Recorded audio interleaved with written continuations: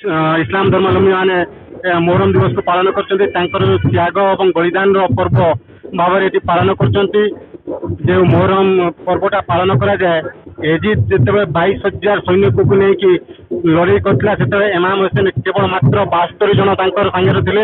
ସେ ଯୁଦ୍ଧ କରିକି ବିଜୟ ଲାଭ କରିଥିଲେ ଏବଂ ତାଙ୍କରି ଯୋଉ ଇମାମ ହୁସେନଙ୍କର ଚିନ୍ତାଧାରା, ଇମାମ ହୁସେନଙ୍କର ଯୋଉ ମାନେ ବଳିଦାନକୁ ଆଜି ସ୍ମୃତିରେ ମୋହରମ ପର୍ବଟା ପାଳନ କରୁଛନ୍ତି। ଧାମନଗର ହଉଛି ଏକ ଭାଇଚାରାର ମାଟି।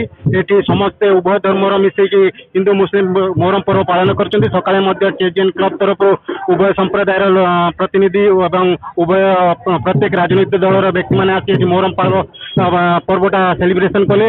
ବର୍ତ୍ତମାନ ଏଠି ଆମର ବିଜୁ ପଟ୍ଟନାୟକ ଛକରେ ପାଖାପାଖି 1 ପର୍ଯ୍ୟନ୍ତ ଖେଳ ଚାଲିବ ଏବଂ ତାପରେ ପ୍ରତ୍ୟେକ ଗାଁରେ ସବୁ ଯୋଉ ସାଇ ବସ୍ତିରେ ଆଖାଡ ଗୁଡିକ ବାହାରିଛି, ସେମାନେ ଯାଇକି ସାଇ ବସ୍ତିରେ ଖେଳ ପ୍ରଦର୍ଶନ କରିବେ। ପ୍ରଶାସନ ତରଫରୁ ସବୁ ପ୍ରକାର ସହଯୋଗ ଅଛି ଆମମାନଙ୍କୁ। ପ୍ରଶାସନର ଶାନ୍ତି ଶୃଙ୍ଖଳା ସହ କିପରି ଖେଳଟା ହବ ସେ ଉପରେ ତୀକ୍ଷ୍ଣ ଦୃଷ୍ଟି ନଜର ରଖିଛି ପ୍ରଶାସନ। ଭାଇ ଆପଣ କୁହନ୍ତୁ, ମୋ ନାଁ ଶେଖ୍ ହମିଦ। ଆଜି ମୋହରମ ପର୍ବ ପାଳନ ହେଉଛି, ସେ ବିଷୟରେ କଣ କହିବେ? ଆଜି ଦେଖନ୍ତୁ, ମହରମ ପର୍ବ ଗୋଟେ ଶାନ୍ତି ଶୃଙ୍ଖଳାର ପର୍ବ।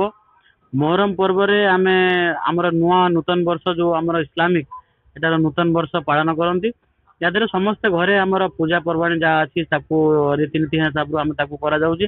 ତାପରେ ଆମର ଗୋଟେ ପରମ୍ପରାରେ ରହି ଆସିଛି ଗୋଟେ ବାଡି ଖେଳ, ଆମର ଯୋଉଟା କୁହନ୍ତି ମହରମରେ ବାଡି ଖେଳ।